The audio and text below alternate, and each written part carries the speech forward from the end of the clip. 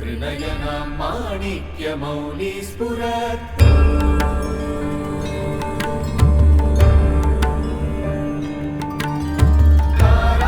तारानायकशेखरां स्मितमुखीमां मीनवक्षोरुहां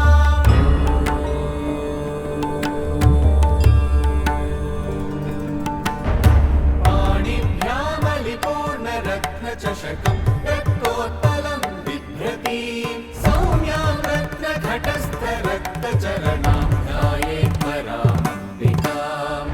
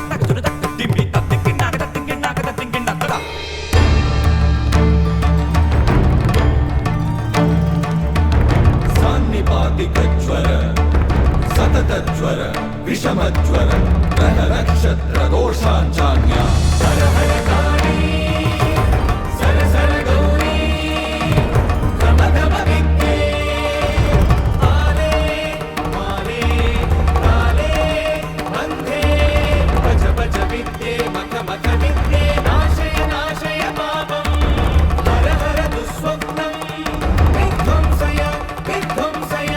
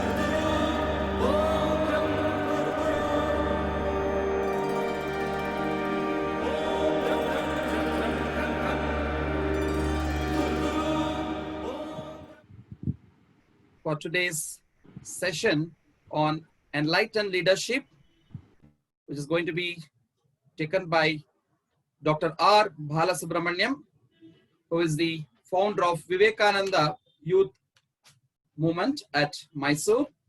So we are very privileged to welcome Shri Balu sir to join with us today. Yes. Namaste. Welcome Balu sir. On behalf of all of us from Indica Yoga and the Global Festival of Yoga, which has started on 21st of June on the International Day of Yoga, which is going to last for 1 month with 3 sessions a day.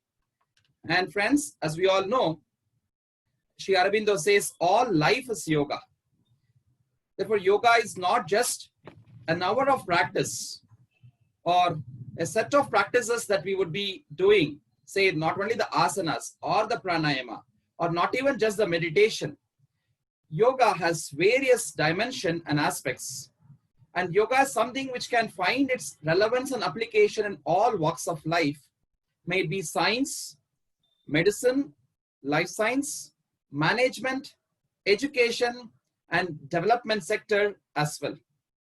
And therefore, at the Global Festival of Yoga, Indica Yoga and its partner organizations try to bring the best of all these different dimensions as we see. And of course, the foundation for all these different dimensions of yoga is spirituality. And ultimately, yoga is towards that enlightenment. And without that, yoga becomes meaningless physical postures and a few techniques. And therefore, today's topic is enlightened leadership. As we all know, Shri Krishna, even in the Gita, brings out this dimension of a yogic leadership. When he talks to Arjuna to go and face the war, the battlefield, he says, Yogastha Kuru Karmani. Whatever that you do, it could be fighting the war against the enemies, it could be teaching to a set of students, or it could be working for the nation's development in the field of politics. Do everything from the base, the foundation of yoga. That's what Krishna says, Yogastha Kuru Karmani. And also, we need exemplary leaders for us to imbibe and follow. And therefore, Krishna also says, Yet yet acharati sreshtaha.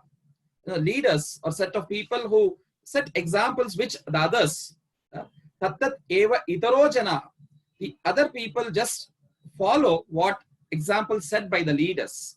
Sayat pramanam kurute, loka tatanu vartate. So people will all follow what the leaders set as example.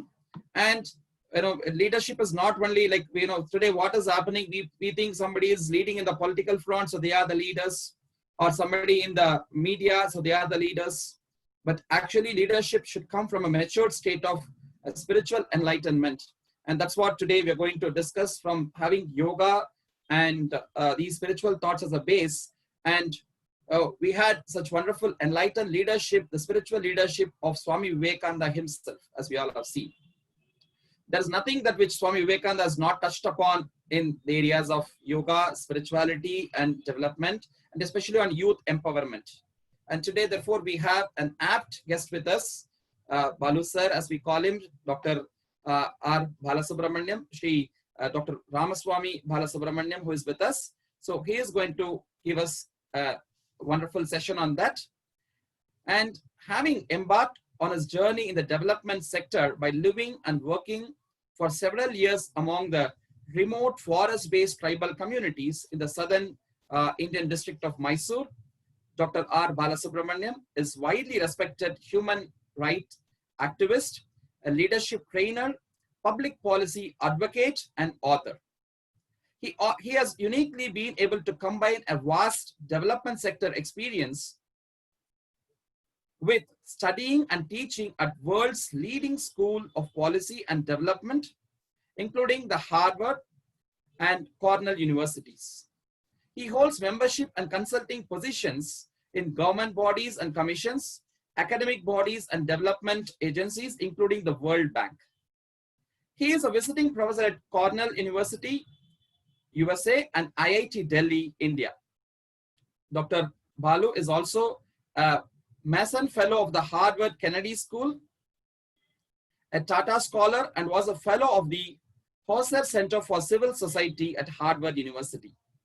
Dr. Balu, who is the founder of Swami Vivekananda Youth Movement and Grassroots Research and Advocacy Movement, and embodies a rare blend of grassroots and macro perspective on development and policy through his multifaceted experience of more than 3 decades.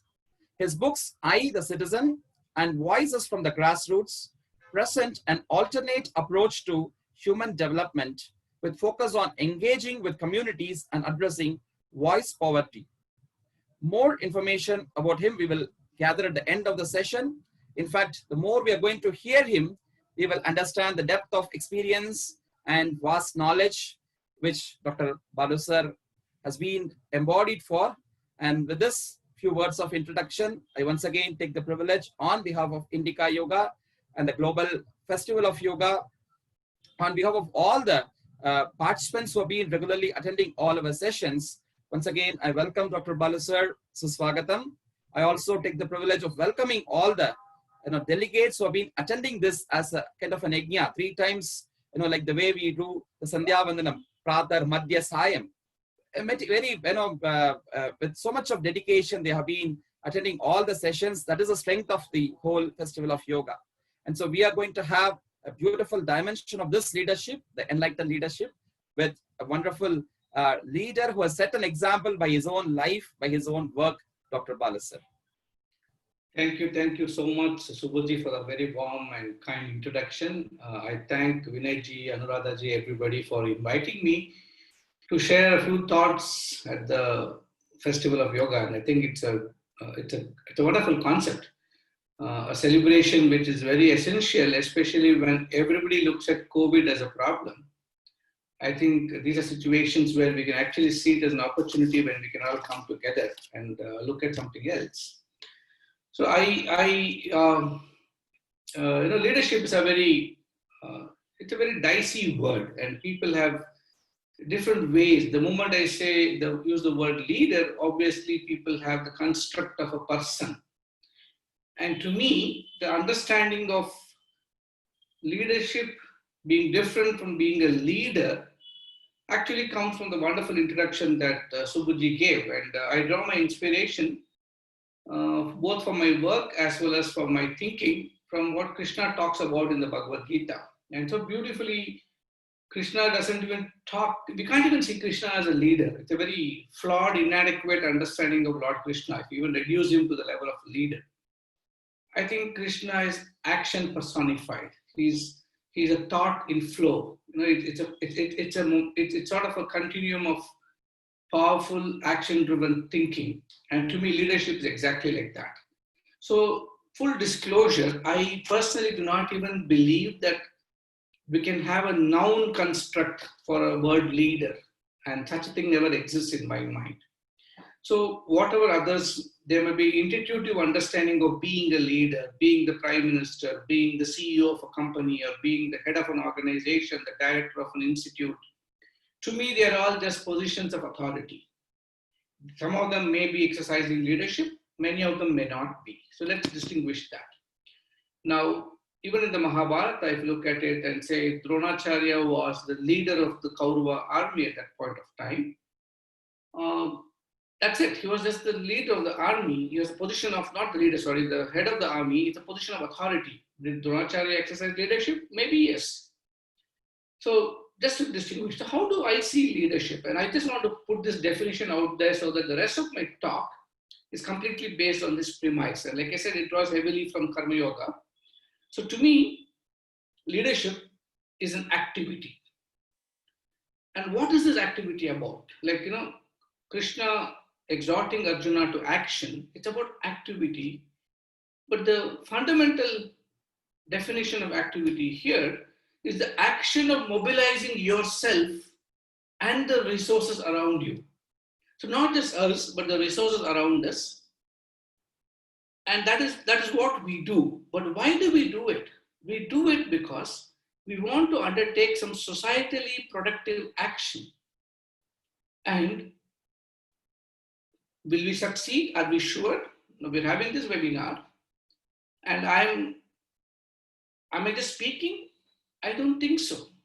If I'm just delivering a talk with the intention of just giving a talk, then it is just speaking. But if I truly want to exercise leadership, which in this format of webinar is quite a challenge, is exploring how I could mobilize myself and every one of you in this webinar together to involve ourselves in a socially productive action, and possibly learning about this understanding of leadership, learning about how we can all be useful in our own ways and experience the power and joy of the oneness of yoga itself is socially productive. But are we sure we'll achieve this by the end of 1 hour? None of us know that. And therefore, if you look at the Western construct of leadership, it's always about influencing others to do what you want them to do. So there's such a strong I-centricity, I influencing the others to do what I want them to do. But whereas if you look at the way I am expressing leadership, it's about an activity of mobilizing oneself and the others around us to do something societally constructive amidst enormous uncertainty. There is no definiteness. when Krishna and Arjuna are sitting together and facing the Kauravas in the battle, there was no definiteness that at the end of 18 days who's going to win. But if you're thinking about that victory, then maybe you will not be acting at all. So, in fact, Krishna's call to Arjuna was to stop his inaction and going towards action. But he never did it saying you'll win the war if you act. To act was dharma. So I see leadership as that way. It's an activity of mobilizing a group of all of us for something societally productive amidst enormous uncertainty. There is no guarantee that we can actually do what we set out to do, and we don't even focus on that. And that is the power of not looking at the fruits of our action. It's very easy. Many of us understand Karmanya Vadikaraste, the sloka from the Gita, in different ways. I think to me, it's a very powerful leadership message for people to understand that my focus has to be on the here and now, in the 100% that I can give to the actions I'm doing right now, and stop worrying about it because it's very uncertain anyway. So why would I have to worry about it? So with this definition today, let's look at how leadership is seen and understood and whether it has actually succeeded. We talk about the leadership exercise with the American president, maybe, or the commander-in-chief of an army, or the leadership that the Chinese government could be exercising, or the Indian government today could be exercising, or in our own little small ways, the local nurse in our own small capacity, or a health worker in the crisis of corona, or the little NGO leader who's worried about the migrants and the food that he has to provide for them. It's playing out in so many different ways that we are not even sure what is leadership actually in the construct of corona. I actually believe this is a COVID crisis is a wake-up call. It's a very powerful wake-up call. And since it is contextual, I'm just drawing examples from that. For the first time, it has actually showed us that every human being in this world is vulnerable. It doesn't matter if you're the Prime Minister of the United Kingdom of Britain, or if you're the Health Minister of Iran, or if you're the Health Minister of the Delhi government. It can hit anybody at any time. So it has shown us our real vulnerabilities in every way, not just physically, in every other way. The lockdown has possibly challenged thousands of people emotionally and mentally, and it has shown us how vulnerable we are. It's a very sad part. I've noticed this very strangely.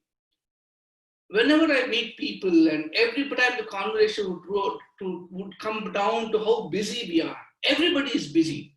In my avatar as a leadership coach or a trainer, I've been an advisor to government. I'm advisor and coach to several CEOs of very large corporates, both in India and outside. And every time I find everybody is busy all the time. So it's very strange.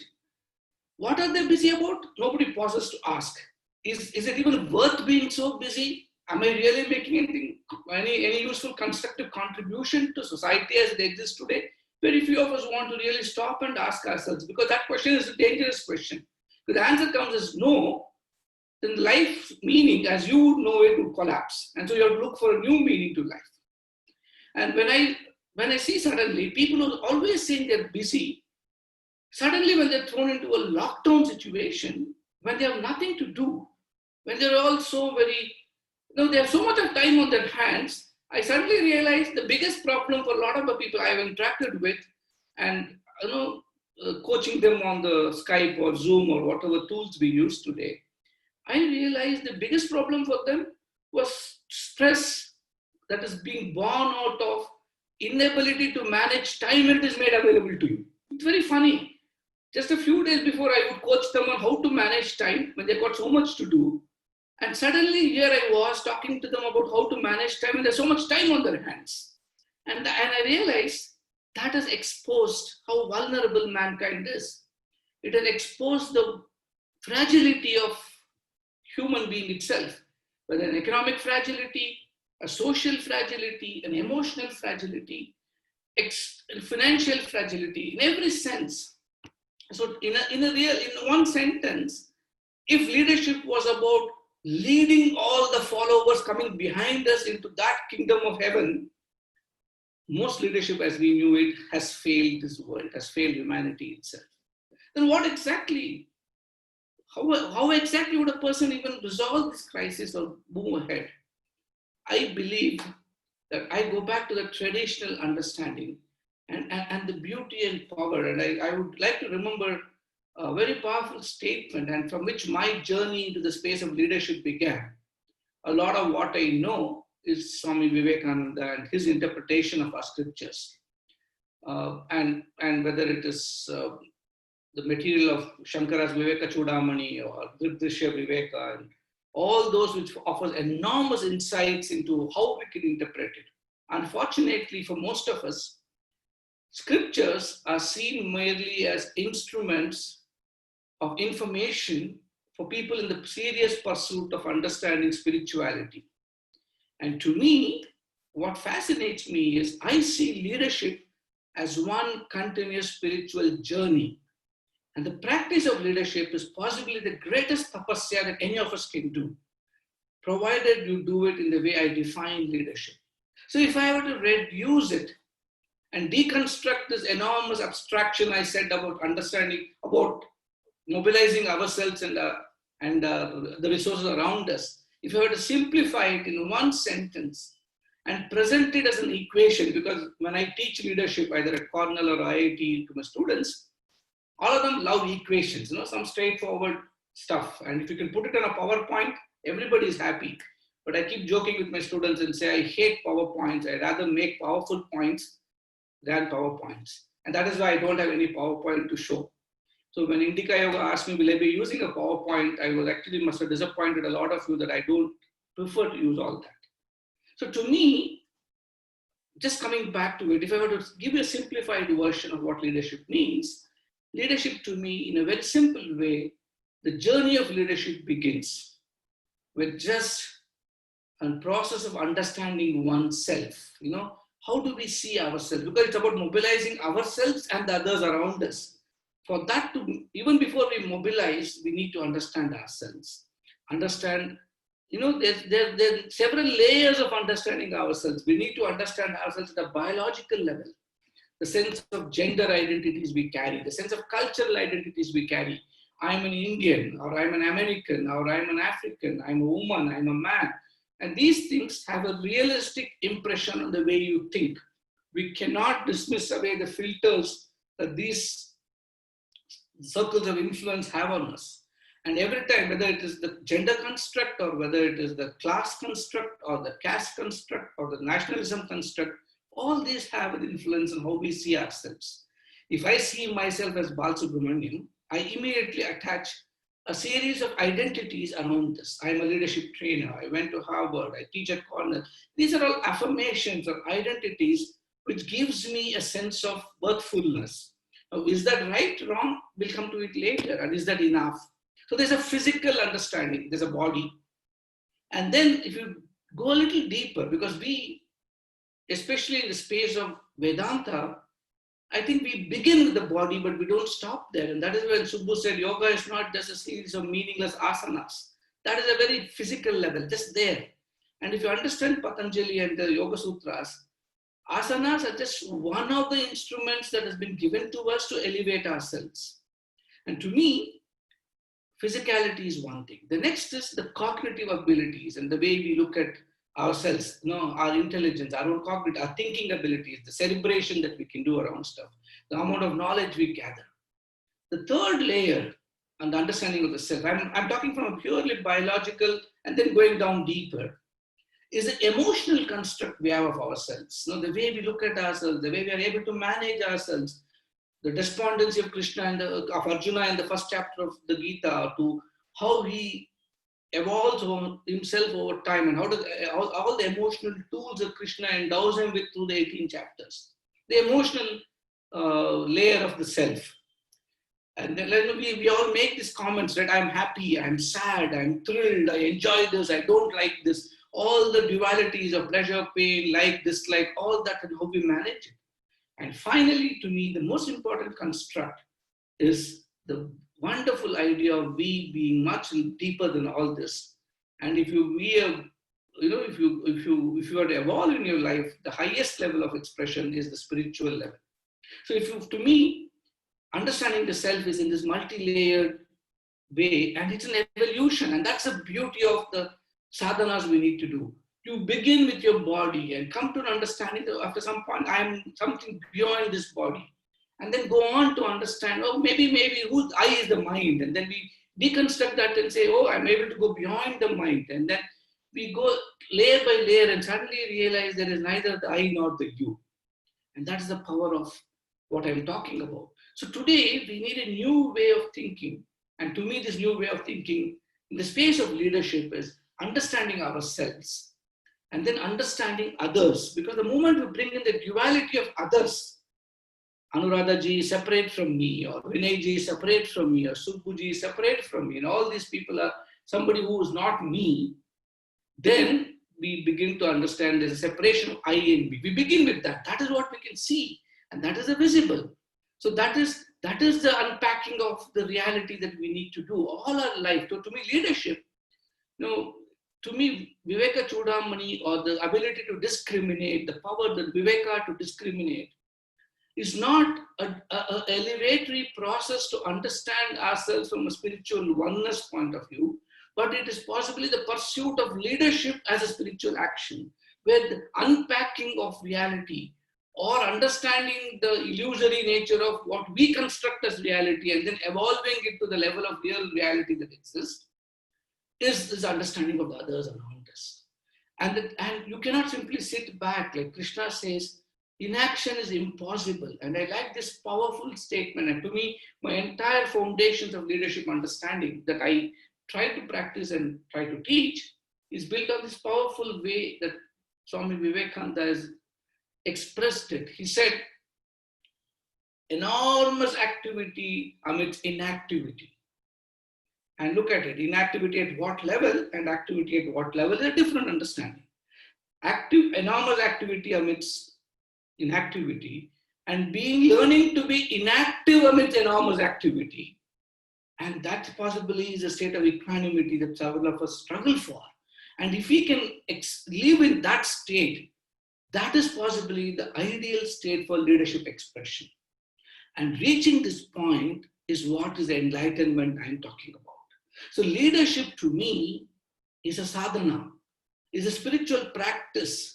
A spiritual practice of elevating yourself, beginning yourself with understanding yourself and the others around you, seeing them initially as separate and seeing that how do I mobilize this collective force, and the pursuit of mobilizing this collective force, experiencing absolute oneness. There is neither the self nor the other nor the action that I spoke about.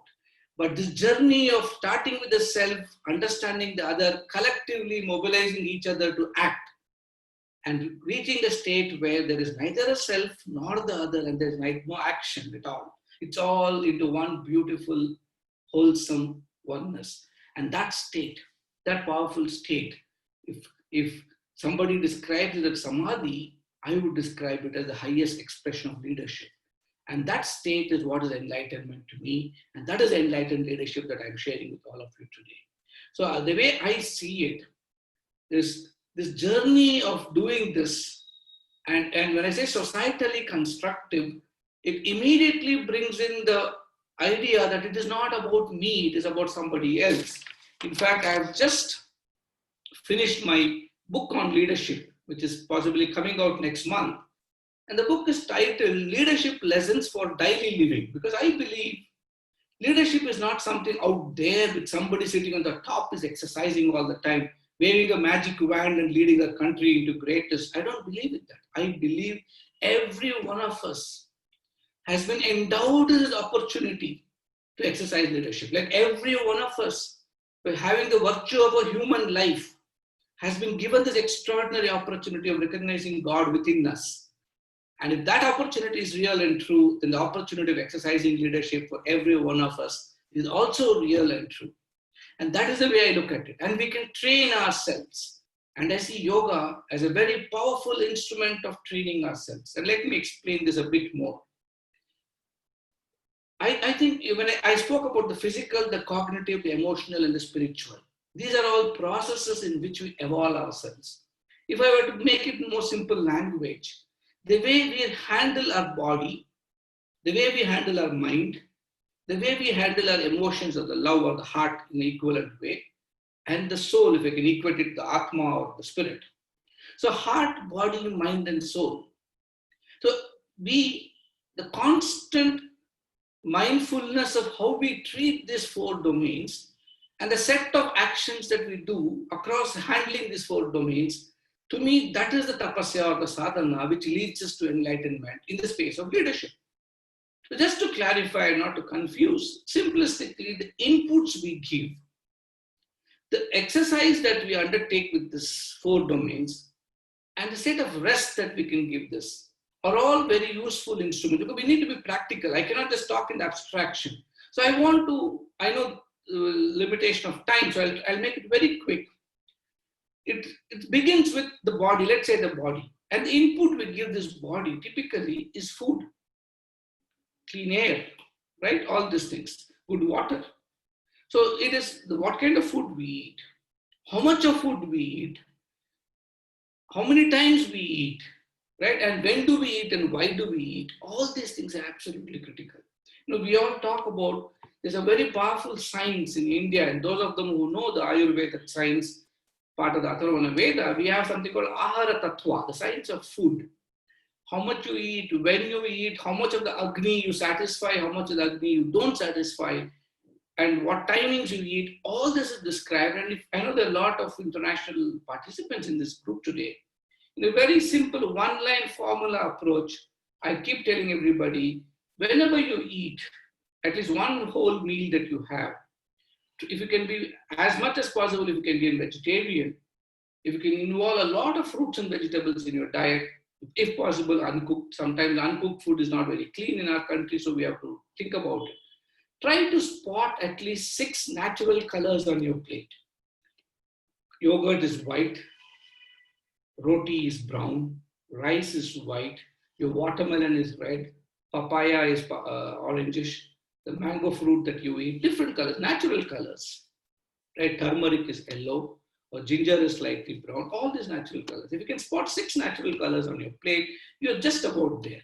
And if you learn to eat not to feel full, but to just douse the Agni, when you feel that I'm comfortable, I just killed the fire of hunger, but I have not completely extinguished it.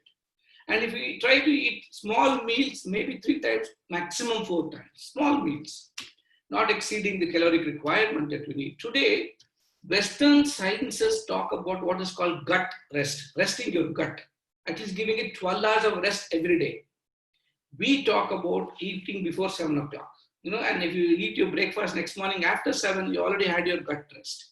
And that's a beauty. And all these are concepts that are part of the yoga thinking itself, yoga and wellness thinking. So, and not just that, the exercise that you give to this physical body, and you're all experts on yoga, I don't have to say this, but I have read papers, not from, when we say Vyasa or Indic Yoga publishes something, our people are very strange. And we in India, it's very strange. I always realize this. The more I teach and participate in intellectual forums, I realize the sad part of many Indians is we think intellectual work has to emanate from the West. Even leadership, unfortunately, we think is a Western science, but I can guarantee you it is far older and far more wonderfully expressed and exercised in our country. Our civilization wisdom has got so much of leadership context. But if a Henderson or a Mandelson or a Gunderson writes the book, we read it, recommend it to our students. If a Balasubramaniam or a Ramaya writes the book, we think it is not good enough. So in that context, the papers published by Harvard on yoga, the description that they give about that being the best conceived exercise for this physical body, what more explanation can you give?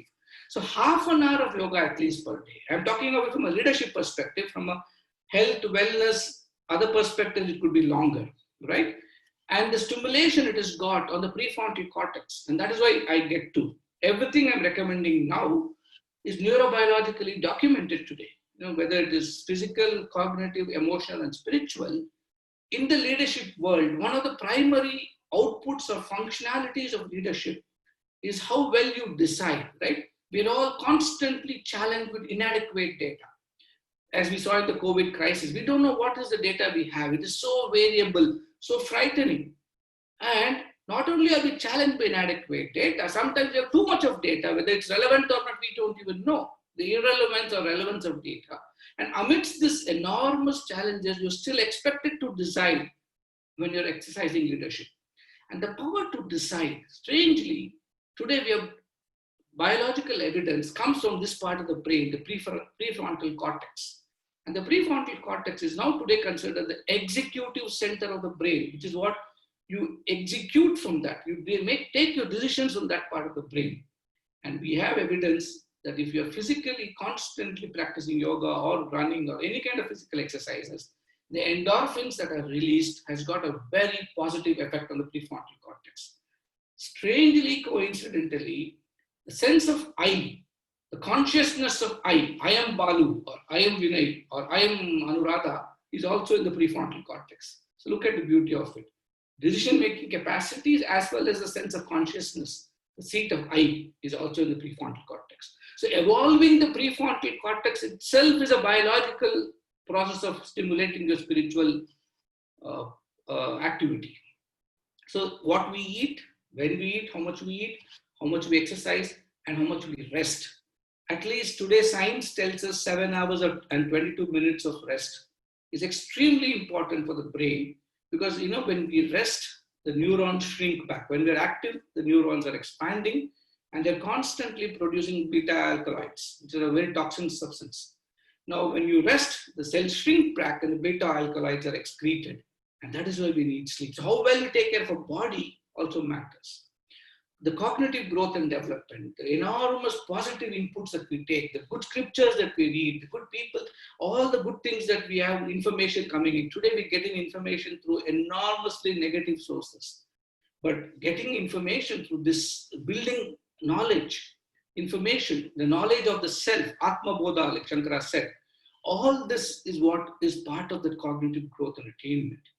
And at some point, we need to stop too, right? And we are not only acquiring knowledge, the ability to slow down, watch your thoughts, get into the meditative phase.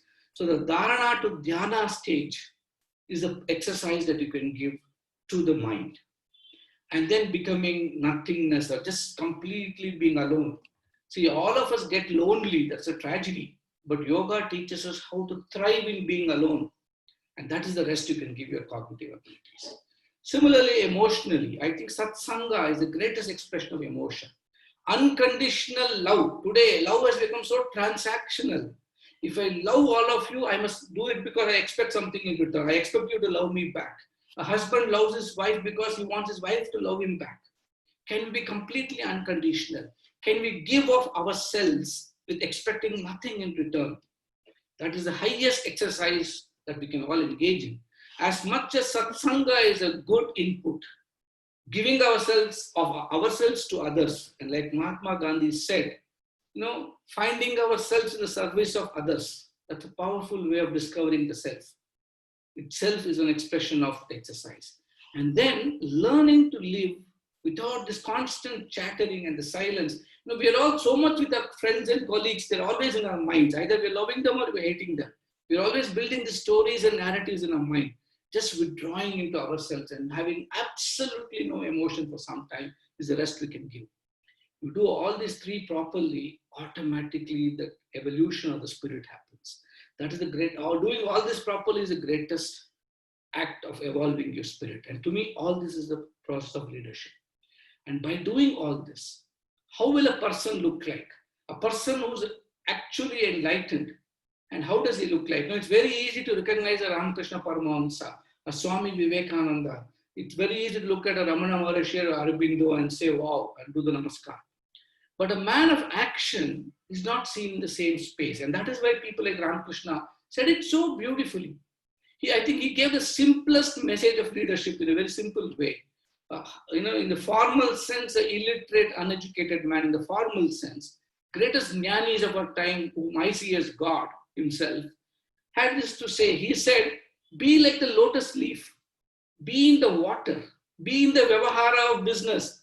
That is what his leadership is, such a powerful spiritual process. He's not asking us to go to the Himalayas or sit in the forest in a cave. It is being amidst people, being amidst all their problems and sufferings and all the challenges that they face, all the grihasthas and all that, being them, being one of them. being like the lotus leaf in the water, but not being wet by the water at all. To me, leadership is that enormity of expression is being in it, but not being affected by it. And such a person, how will he look?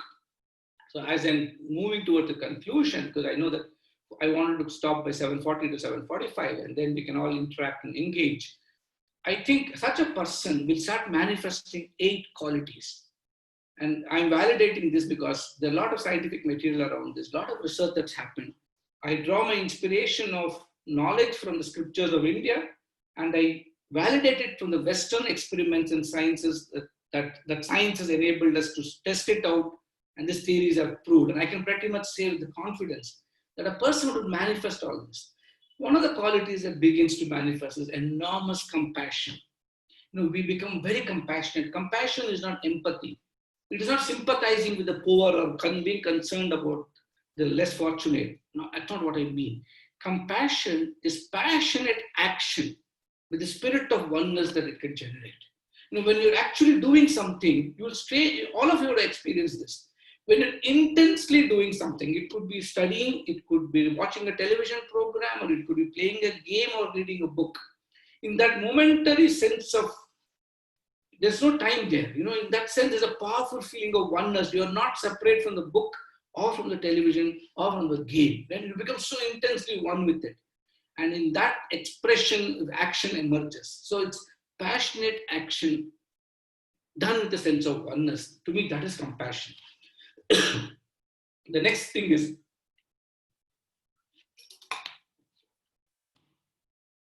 next quality that manifests, and very subconsciously it manifests. As you start these practices, as the progress in the journey of enlightenment that I'm talking about, people will start remarking, saying something is very different about you. You're changing. That's the way they'll recognize you and talk about it. The next thing is faith and hope. I say both of it in one sentence. Faith and hope. Enormous faith. And like Vivekananda says, faith not in the 33,000 crore gods that we have created. Enormous faith in ourselves. And like I said, it's an evolutionary process. It begins with self, a sense of self. So enormous faith that this can be done, this will get done, and hope that good things will emerge from that. We will conquer the corona battle, and a lot of good things will happen. So what if I die in the process? That is irrelevant. This body falls off, but a lot of good happens because of it. So faith and hope. Third thing is, you suddenly become extremely positive. Satsanga's power itself is positivism. Today we have discovered that the more positive thoughts you think, whether it's in meditation or loving kindness meditation that the West is now fallen in love with, or the Buddhist methods, or whatever kind of the methods of meditation each one follows, you end up realizing that they're suddenly very positive. The sakaratmak thoughts, the positive thinking that comes in. And now science tells us the more and more you are positive, more and more oxytocin gets produced. And oxytocin has got a very powerful effect on you. And there's a new concept that's been described. Many of us become positive emotional activators. When you are positive, you mirror. Today there's something called mirroring neurons. We mirror positive energy around us. Everybody becomes positive. And if you're negative and you keep producing cortisol in micro quantities, and the more cortisol you produce, the more stress you undergo. And when you are producing a lot amount of cortisol, we also mirror negative energy around us. And Vivekananda says it so beautifully. He says, when you get up in the morning, if you're finding yourself sulking, he says, don't leave the room. Keep your sulking to yourself and stay inside the room. Don't share it with others. So I think positivism. The fourth quality you will build is so beautifully described, called in our Vedas, in Upanishads, and Vivekananda expressed as abhihi, abhihi, abhihi, abhihi, fearlessness. Remember, the word fearlessness is the closest meaning you can give to it. I didn't use the word courage because Western psychology, today's behavioral sciences in the West, describes courage. Now, courage is the ability to cope with your fears.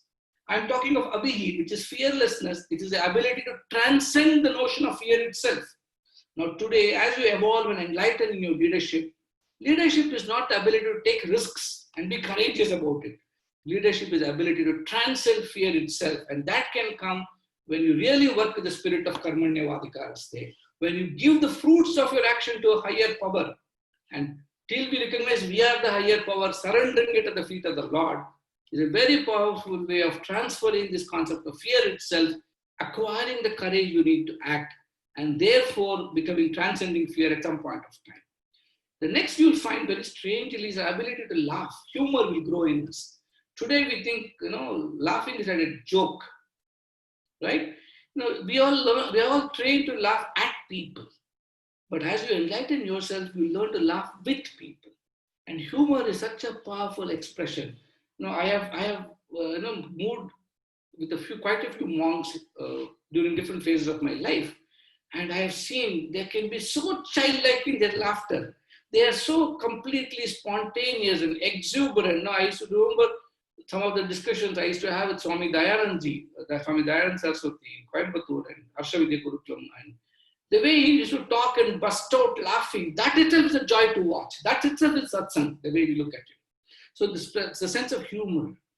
The next most important, as you evolve and as you go higher and higher, you'll realize as emotionals come in, spirit of service. Remember, in India, we don't talk help. Help is not the correct definition of seva. Help, sahayata is different. Help is different. Seva is different. Help is transactional. And there's a sense of duality. I am helping you. But seva is like Ramakrishna told Vivekananda. He said, Shivajnane Jiva Seva, that attitude of seeing the divinity in the other. And when you begin, that's a journey. Even though if you start with Advaita and the duality of seeing the other, and serve the other, seeing God in them, eventually you reach a point where there's the one constant principle of divinity in all of us is experienced and understood. At one level, it could be intellectual, but as we pursue this intellectual thinking deeper, you might even reach the experiential. So that sense of real seva is not, it should be done as worship, as puja, as the offering to the Lord, and not as a transactional tool. So that is how we'll emotionally evolve, where there's no transaction at all. And next thing, as you're getting more and more evolved, is when you start getting to understand leadership, your practice of self-inquiry will go up enormously. To me, self-inquiry is a spiritual exercise. Asking existential questions like Ramana did, who am I? Why am I born? Why am I talking now? Why am I sharing all this? Why are you even participating in this webinar? Is it just accident? You just decided to spend 1 hour? Or it is destiny, something brings you here. Asking these questions is the pursuit of spirituality, and that is the exercise of self-inquiry. And the last, and not, there will be much more, but I have been able to build on these 8, is mindfulness. Becoming extremely mindful of what is happening around us, becoming the observer, beginning as the observer, and finally recognizing the observer, the observed, and the observation all become one. And reaching that level can happen only when you begin mindfully, asking yourself mindfully, am I compassionate? Mindfully asking yourself, am I practicing faith and hope? Am I positive? Am I actually exercising self-inquiry? Am I building up my humor? Am I really serving without anything in return? This expression of mindfulness is a journey. That's a sadhana I'm talking about. And the more you practice this, you can begin with mindful expression of breathing like the Buddhist teaches in Vipassana meditation and evolve. So yoga to me actually builds all this. If you're mindful about the union of the body and the mind during the practice of the asanas, if you're mindful about your pranayama and you evolve it gradually and use them as instruments provided to us to evolve the heart, body, mind, and soul, and travel this journey of recognizing the oneness of creation, recognizing the illusory nature, the real understanding of Maya, and moving towards the real reality that exists. If you can do that, that is the practice of leadership. And reaching that level is what is enlightened leadership all about. I have tried in my own the best possible way to put together what is, to me, has been a lifelong learning, continues to be still work in progress. I have tried to bring it down to a semester-long teaching, and I have tried to further deconstruct it into a 3-day, 4-day workshop that I teach or train people in.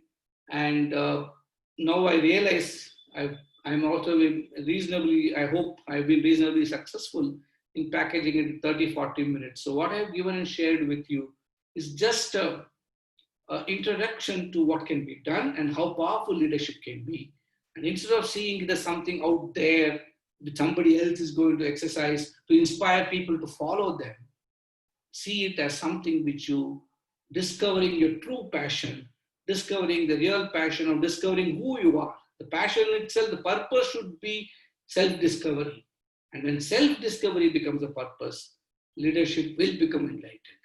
So I will stop here and then open it up to any discussions or interactions we can have. Such a pleasure to have shared all these thoughts with all of you. Thank you. I'll open up the questions for you. Thank you, Baluji. That was really an amazing session, bringing out the multiple dimensions of self-knowledge and the self-knowledge, how it can be extended outside as well. So we have the list of questions is getting longer. Maybe I'll just start with the first one. We have a question from Bhaskar Aspari, which says, "Sir, could you please share your thoughts on Swadharma in the context of leadership? Because in yoga, we also speak about Swadharma. So do you like to share some thoughts on that?" I think Swadharma in the context of leadership is learning to understand that each one of us play different roles in life. And in the context in which we operate, whatever role we are expected to deliver at that point of time is the Swadharma of that role. Many times we forget this. If I am a son, my dharma in my leadership relationship with my father is to understand the role of a son. And in that context, engage with my father as a son. So that is my Swadharma at that point of time. That is real expression. If I'm in my office, sitting with my colleagues or all working together to do something useful and productive, my Swadharma there is the role that I'm expected to have. If I'm the president of my organization, my Swadharma there is being the president, being the sincere, honest, 100% president of that, being faithful to that role. So to me, Swadharma is a very easy understanding. It is an identity associated with the role that we perform in the context in which we are operating. So in the concept of leadership, that's how I would look at Swadharma. Okay, thank you, sir. We have a next question. It is a little more of the personal nature. You take a call whether you want to address it here or what you would like to do. It says, "Sir, I work in a school. The leader is unreasonable and is running her own kingdom in the school. Teachers feel helpless and due to financial obligations, they're forced to work in the school. How can the teacher manage this leader? Can you please give us some tips?" I don't even call that person a leader. Let's not get confused. I explained in Kannada, there's a saying, "Idi Ratri Ramayana Kedabutu Ramandu Sitegu Sambandha Kedudu." I'll explain that. Now you listen to the Ramayana, the Pravachana in the night, the discourse, and then early morning you get up and say, what is the relationship between Rama and Sita? So I can't genuinely believe there's no construct of a leader. That principal or the head teacher is just a position of authority. And in that sense of authority, she's acting. She's not expressing leadership. So in that point of time, for a teacher, I have a very simple way in which I would, if I were to be the teacher, I would look at my life and say, what is my life? My life here is what is my central purpose of this role? That is where the Swadharma question also combines with this answer. The role of my role as a teacher is to ensure that children learn. It is not about negotiating my relationship with the headmaster and working in that space. It's about children learning. So my Swadharma leadership for me is doing everything that needs to be done to ensure learning. So I have a simple expression for this: staying focused on the work at the center. The moment you bring in yourself into the center, these problems come. So we all talk of yoga, ego in a very different sense. Ego is reinforcing a sense of identity. Whereas Karma Yoga action that Krishna talks about is staying focused on the work that needs to be done. It is not about Arjuna fighting the war. It's about the war being fought. And there's a distinction. It is about the work that needs to be done and not about I doing the work or I seem to be doing the work. So as a teacher, if you start practicing today what I told you, you'll start evolving yourself and you will see that your focus of work is not about you teaching the child. It is about learning happening for the child. And that's a huge distinction. Then you will not worry about the principal. I think that was beautifully brought about, sir. In psychology, we have these two concepts of image and the background. So the individual has to step to the background and action has to come forward. I think that was, yeah. So we also have a question from one Neeru Chaudhary. She or he is saying that Thank you for an insightful session and exposing us to the ocean of your knowledge. It is always thought-provoking to hear to you. I have started to meditate recently. I wish to introduce my adolescent kids to spirituality. What can be some practical ways of doing that, especially the adolescent kids? Don't talk of spirituality to them. I realize I talk of leadership. The only reason I talk of leadership is leadership everybody loves. Everybody wants to be a leader. So begin with something that is a very useful current day contextual necessity.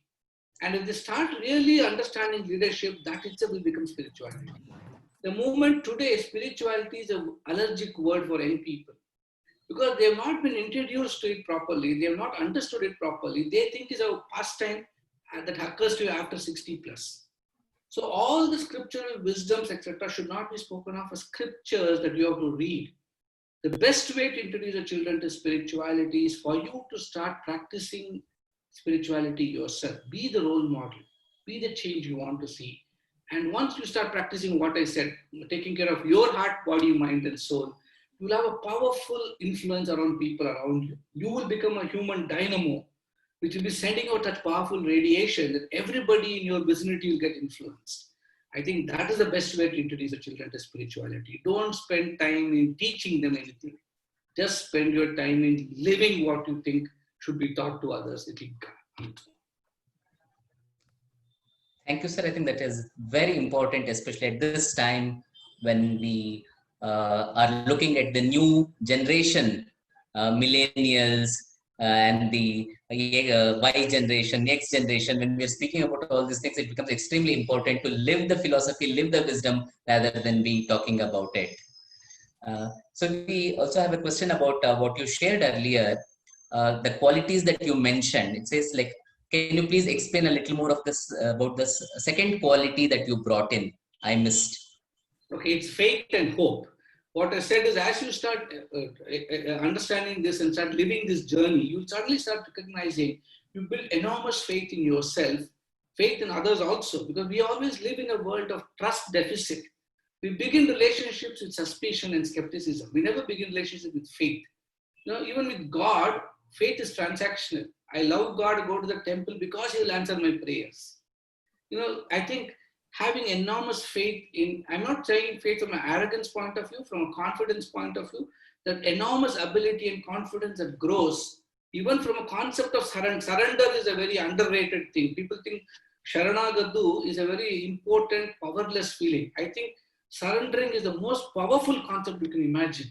That is one of the finest ways of sublimating ego and to a higher power. And by the time you understand the higher power is yourself, the journey is already been traversed.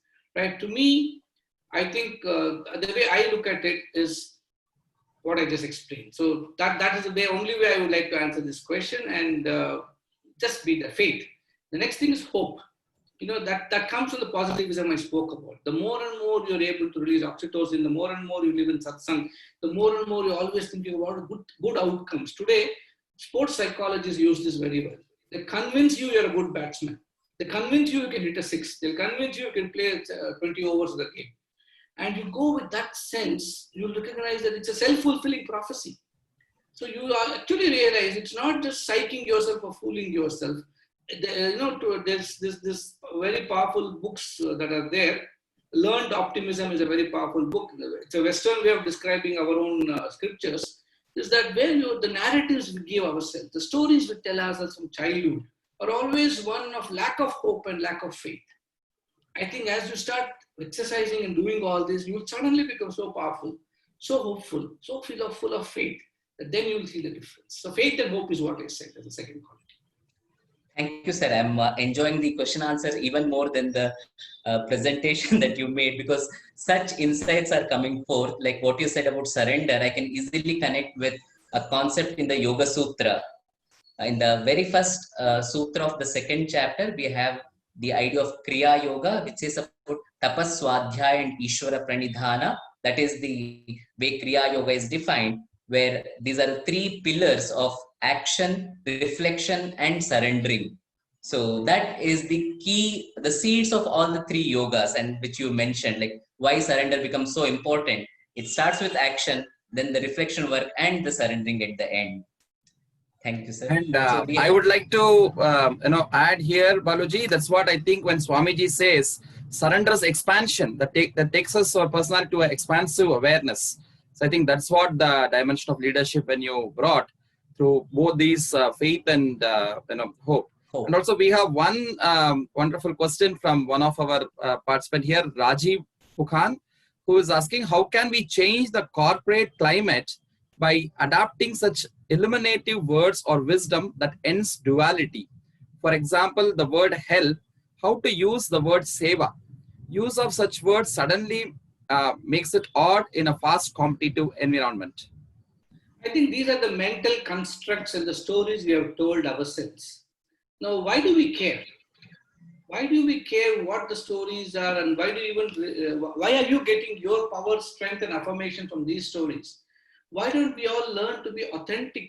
Why don't we all learn to be our authentic selves and just live the life and not worry about what happens because of this? And like I said, if you worry about the actions, then you will say, I have to change the corporate. They have to accept what I say as seva. Why do you worry about it? Just live the seva. Give your 100% into what I said in a non-transactional way. Don't worry about what name you give. I keep telling my bird watching friends, they spend half their time describing the bird, the color, the beak, where it flies, how it comes from, and they're so caught up in naming it that they forget to enjoy the beauty of the bird that they're seeing. So I think your question is like that. Learn to enjoy the beauty of the bird. Don't waste your time in trying to give it a brand name. Don't even call it seva, help, anything. Just be what I said, and you'll discover an enormous new you. And that will influence everybody to change. So don't worry about changing others. Just live your life and keep evolving. I don't even call it change. Like Vivekananda said, our life is one journey of moving from one level of truth to the next level of truth. That's all we can be. As you start practicing this, that journey will start. Stick to it, and I think the world will be better. Not just you, the world will get better. I know we have run out of time. I know this 8 o'clock is there, so I was before Subbu cuts me off, I thought I'll remind you. We would always keep a stretchable time also, because there are wonderful questions which have been, of course, kind of pouring in from all the participants, and of course, a lot of appreciations also for the wonderful experience that they could get by the profound wisdom that they had got from you. One, I think, last question I would like to share is, you were out of the Ashta Sutras, I would call the 8 things that you had summarized. One of those that you had given was, to be mindful. Whereas in it could be in yoga or Vedanta, we talk of mano nasha. For example, Shankaracharya says mano buddhi ahankara chittani naham. I'm not this mind, and we talk of chitta vritti nirodha and all those things. So, is there any contradiction between these concepts of mindfulness and mano nasha, the mind to be cut off and or go to a kind of a tranquility? I was sort of half expecting this question from one of you. I think there is no contradiction. I think I speak of it as an exercise, as a quality that you evolve. And in the pursuit of this exercise, to me, the leadership is work in progress.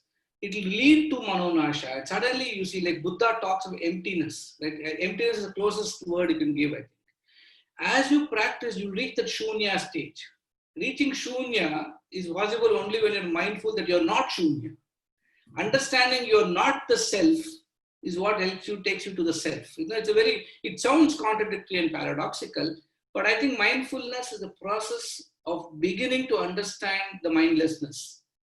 And the moment you talk to mindlessness at an abstract level to people, the application of that is lost, and they feel so terrified and abstract that they'll run away from mindfulness itself.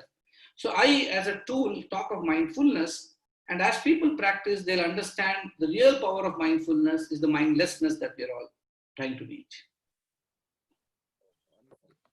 I think with all these, you've given a lot of clarity, with regards to leadership, and then that too with the foundation of spirituality and yoga as the foundation. And as Swami Vivekananda says, each soul is potentially divine, and the goal of life is to manifest the divinity. I think in where he says work, worship, philosophy, and psychic control. With this, I think the wonderful roadmap of leadership that we have got, what more than the 4 streams of yoga, as rightly you were saying about the lotus leaf in the water, Padma Patram Ivam. So I think the very emblem of Ramakrishna mission, which Swami Vivekananda had summarized, where I think all these are the awakening, which is showed by the rise of sun, and then the lotus leaf and the lotus flower, the wavy waters, and then the the awakened, the serpent. All this put together, I think that brings a wonderful capsule, nutshell of what an enlightened leadership is. As rightly you said about Sri Ramakrishna, Ramana Maharshi's that self-enquiry, and Swami Vivekananda's exemplary deeds of leadership. All this put together is what makes it an enlightened leadership. And as Balu sir rightly said, leadership is a continuous spiritual journey. It's sadhana and satsanga. Nothing so different. But as rightly you said, how do you present it to the today's academic world? So nice way in the 8 sutras, that you have summarized and brought it all. Such wonderful thing it had been to hear from you, and it comes out of your own experience. So it's not just about quoting from somewhere and talking. It's all coming from the manifestation of your own experience, what decades of experience that you had in leadership development. And for all these, Swami Vivekananda's inspiration and spiritual texts have been the base. So I think that's the wonderful thing that we have got from you to hear today, Balu sir. So once again, on behalf of all of us at Indica Yoga, the Global Festival of Yoga, we would like to thank you from the depth of our hearts for giving your time, joining with us. And of course, always we have our participants who want to be connected with you, though they can of course hear from your YouTube talks and follow you to Facebook. So how else can they be part of your thing? Somebody has asked even, is there a kind of internship where they can get connected with the activities of the youth movement? There is. If you go to the SVYM website, there's engage with us column. If you go to the GRAM website, if you're interested in policy and policy research work, GRAM is a policy think tank where there's also how do you intern with us. All those information is there on the website. If you fill it up, our team will come back to you and they'll share with you all the information. I put everything on the Vinayji has also shared, Anuradha ji has shared my blog, my website ID, and my blog is very simple. It's rbalu.com and website is Dr. R. Balu. That's my identity as a doctor. Sometimes I borrow it, drrbalu.com, and my email is also there. Whenever I have time, I'll definitely try to respond. Sometimes I think lockdown is a blessing. Sometimes it's a curse because people think you have nothing else to do. So suddenly you realize you're doing more than what you were doing then when it was no lockdown. So, but it's a great opportunity to share and be with all such wonderful people. So I think I thank you all for the last 1 hour of satsang with such extraordinary people whom I admire and respect a lot. So thank you so much for the opportunity, and hopefully we'll all stay connected and experience the joy of oneness along with the joy of wellness. Thank you so much, Baluji. Yeah. I'll just intervene for a minute. Because we have participants from across the world. Like I was reading, we have participants from Peru, we have some from US, from Canada, and many other parts of the world. So I'd like to ask you a little more about your work. You were inspired by Swami Vivekananda at a very young age, and you started the youth movement. So how did it all start?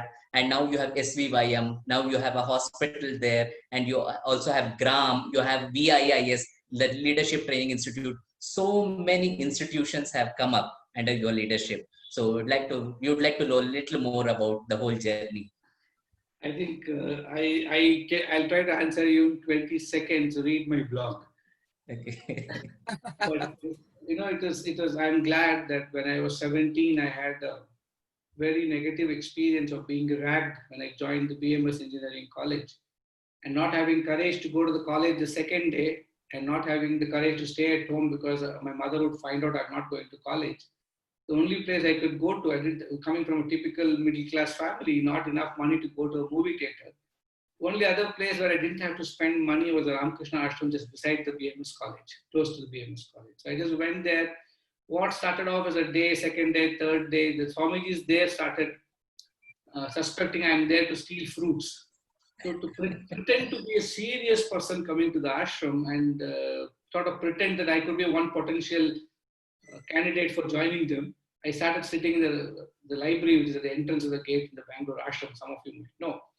And those 2 months changed my life. And I read possibly the complete works. Those days they were in 8 volumes. I read the complete works of Swamiji without understanding much. At 17, there's only so much you understand. Swamiji can never be understood. You keep experiencing him whenever you read him all your life. And 2 books which really shaped my thinking was called, one was His Call to the Nation, which I think every young Indian should read. And the other book was To the Youth of India. And those two changed my life. And I said, told myself that if I get an opportunity to do something different, my life will be for the service of others.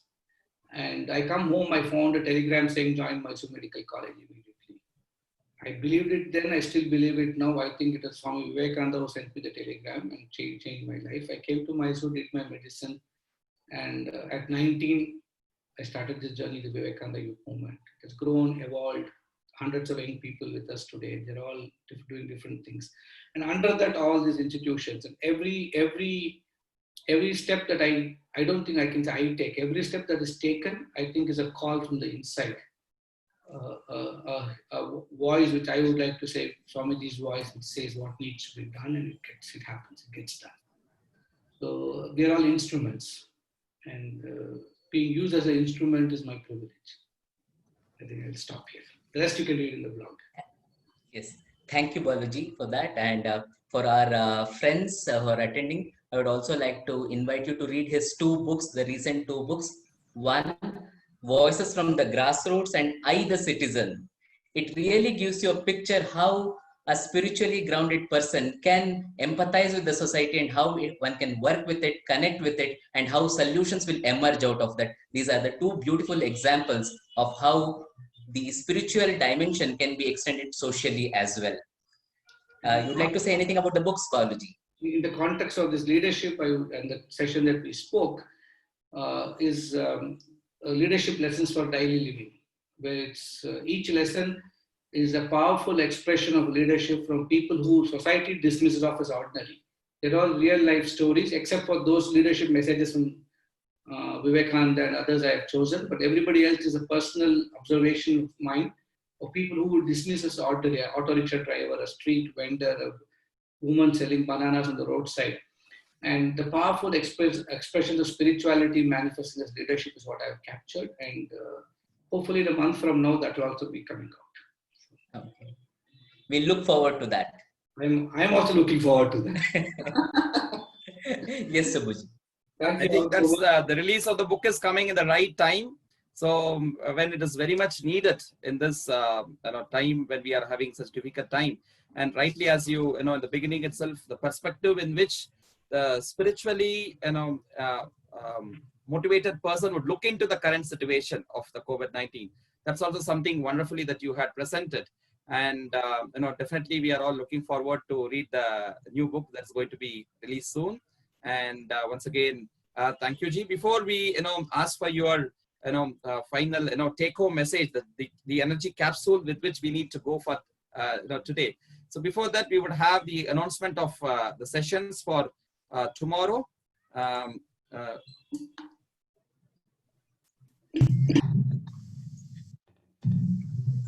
Yes, tomorrow in the morning, we're going to have a wonderful therapeutic yoga with chair, which is very easy for even senior citizens, people with any kind of physical difficulty like back pain or knee pain. Everybody can do this.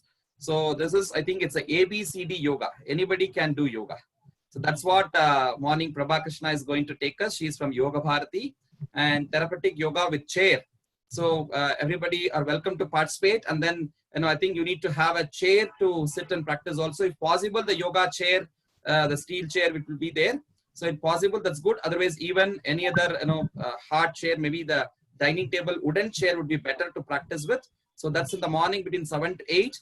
And in the noon, 11:30 to 12:30, we have Professor K. Balasubramaniam, again a wonderful man with traditional wisdom of Indian Vedic science and also kind of a modern approach and relevance.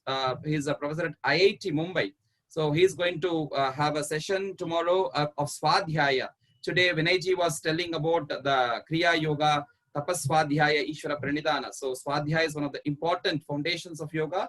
Swadhyaya, a path to wellness, is what Professor K. Balasubramaniam is going to present us. And in the evening, Francois Lauren, who is the chief faculty at the Institute of the Yoga from France. So he's going to present us Pure Consciousness, our true identity. So that is the wonderful session at 7 to 8 p.m.